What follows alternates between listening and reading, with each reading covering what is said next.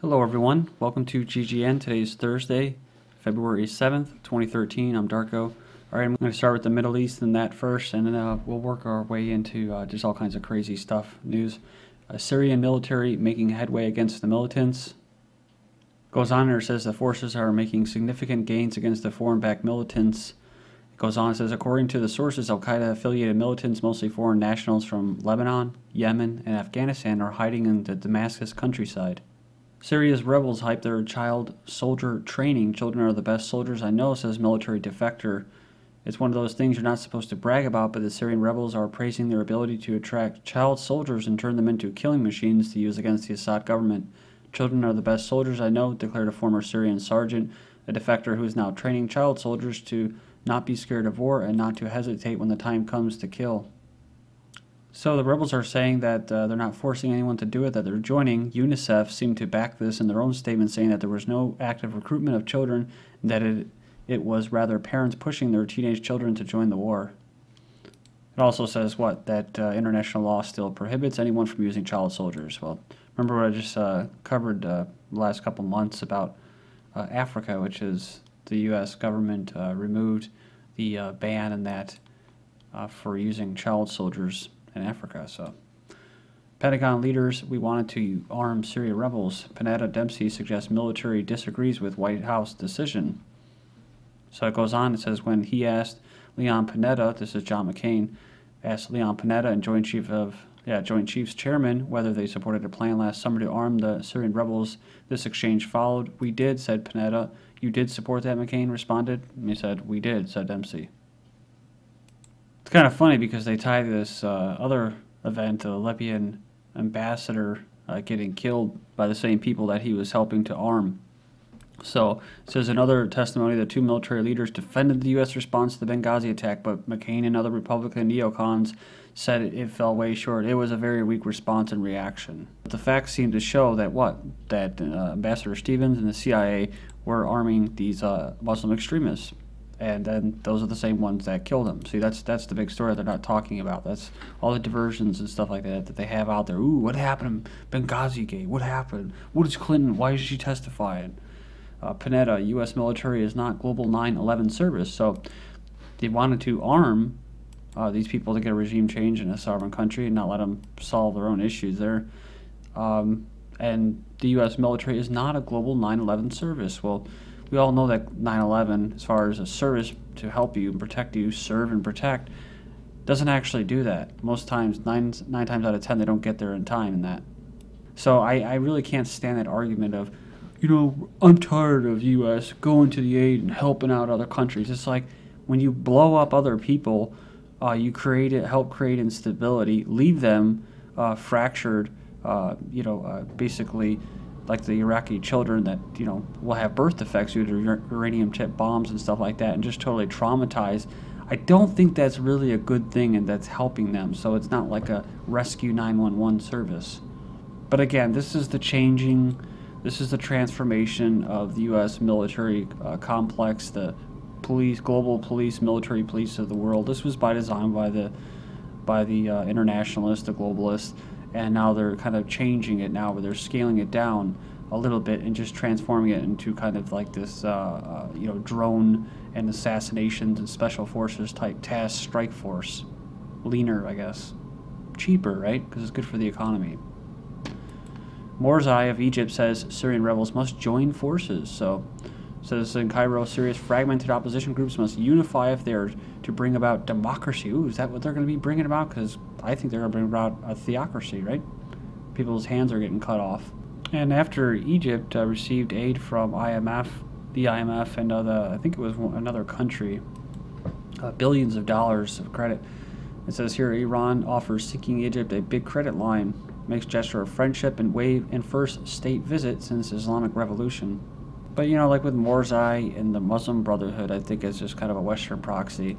And like with Iran, I think it's just controlled opposition. So it's just a big show for us to, to be amused by and question and stuff like that.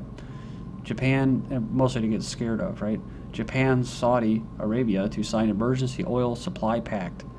Japan opted to seek the supply deal due to Saudi Arabia's diminishing ability to ramp up oil exports in the event of a crisis.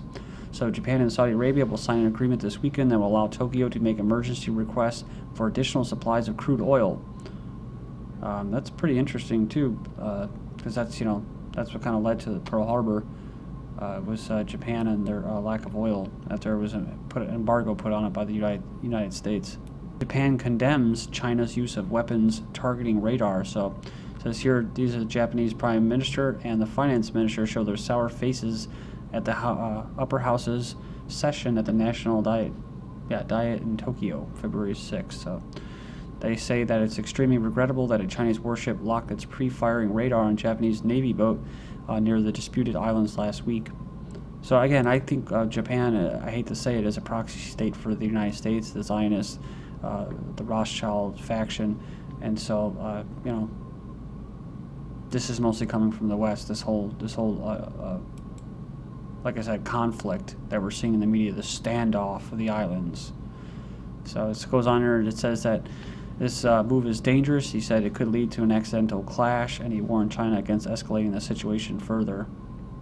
China's return to port near Persian Gulf sets off regional alarm bells in a decision raising fresh concern about China's ambitions in the South Asia and Indian Oceans. Pakistan has agreed to hand over to Chinese control a deep-water port strategically located near the mouth of the Persian Gulf. Currently, most of China's oil imports from the Gulf travel the long sea route through the Malacca Strait and South China Sea. The move has stoked fears in India that China is pursuing the so-called encirclement policy in collaboration with New Delhi's historical arch rival in Pakistan. India's Russian flyover prompts Japanese fighter jet to scramble. So it goes on here. This is as their leader opens a second disputed island front. While the collapse in China-Japan foreign relations over a handful of islands strategically located near the potentially vast maritime oil and gas reserves, that's the important thing, is by now well known to everyone. What may come as a surprise is that while Japan is engaged in one mini Cold War over disputed rocks with China, none other than Russia tested the waters overnight, so to speak, with a fighter jet flyover above yet another set of disputed islands.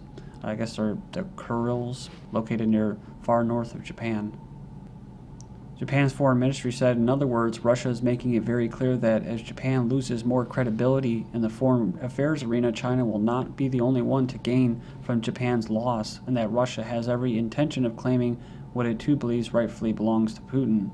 So it goes on here, and it says that how far will the nationalistic current government of Japan be willing to go to alienate yet another key trading partner? And then they ask the question, was that the plan of Russia-China all along?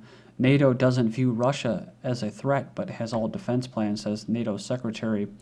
They don't view Russia as a threat and does not constitute a threat to Moscow. However, the alliance has all, I like how they said the alliance has all plans that may be necessary to protect its allies.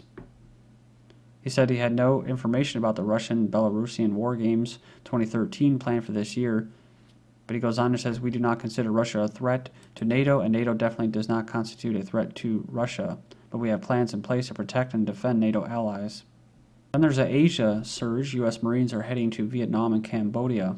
So the U.S. hopes to increase presence across the Pacific. I don't know if that's the Asia pivot that we keep hearing about.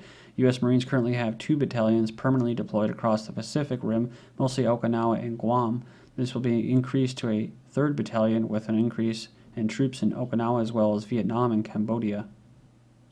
Which is interesting because Okinawa is actually trying to secede from the mainland Japan, and then there's Japanese people who don't want the U.S. to be there to begin with. So the goal is to build relationships between Vietnam, the U.S., Cambodia, where Marines could establish a training and operational relationship with the Vietnamese military. Lieutenant General Terry Roblin says that deployments into Malaysia, Indonesia, and even India are also on the horizon. And Iran just put some more naval ships in the Gulf. Pentagon carrier fleet cut to 1 in the Gulf. So this is all, of course, the budget.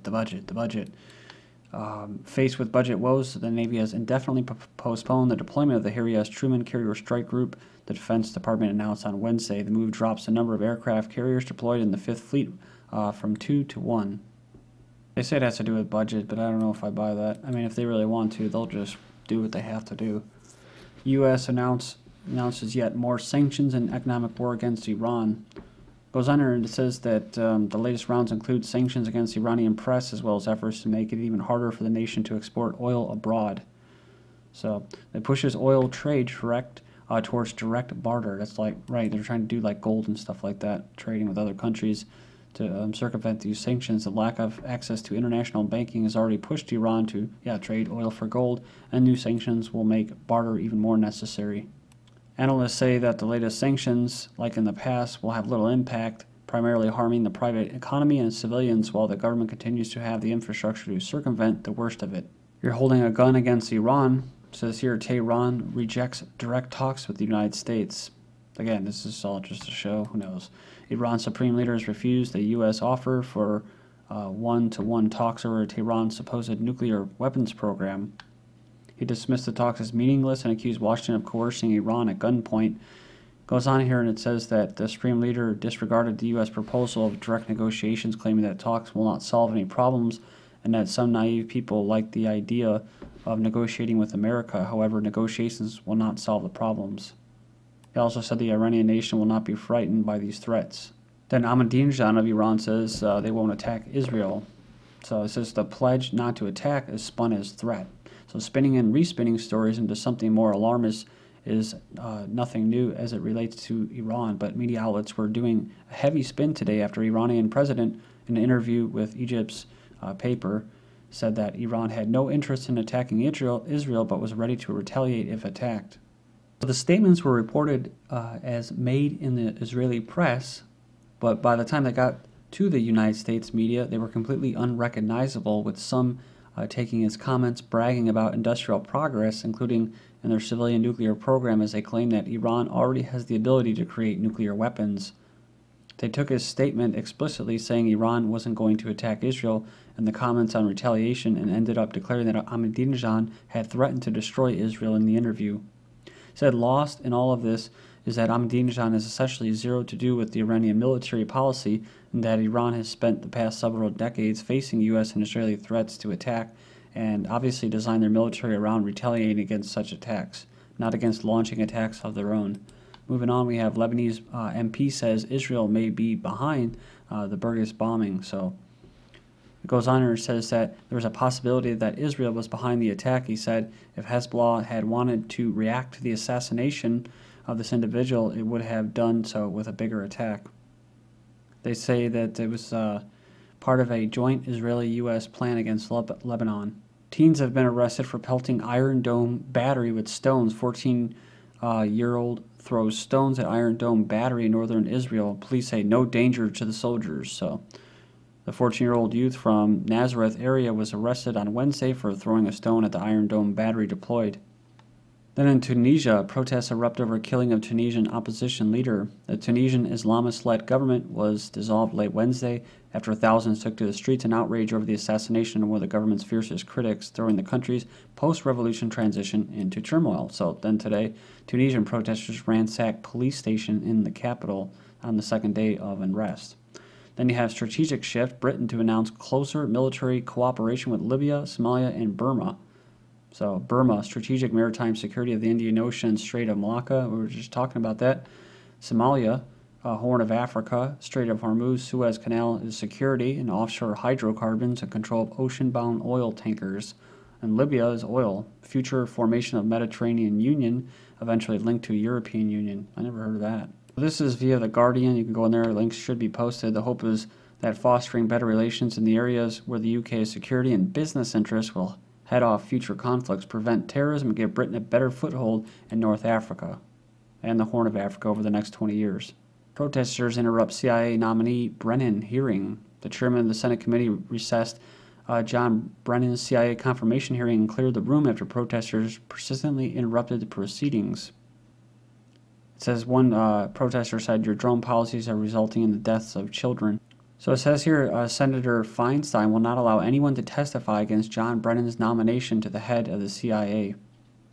Meanwhile, Chuck Hagel is, getting basically interrogated in a Guantanamo scenario by Zionists. Now, God forbid, you might have an actual veteran of war in the Department of Defense. CIA operating drone base in Saudi Arabia, been operating drone strikes from a remote base in Saudi Arabia. A city in Virginia becomes the first to pass anti-drone legislation that will ban all agencies from buying or leasing drones. This is GGN, and I'm Darko. Thank you.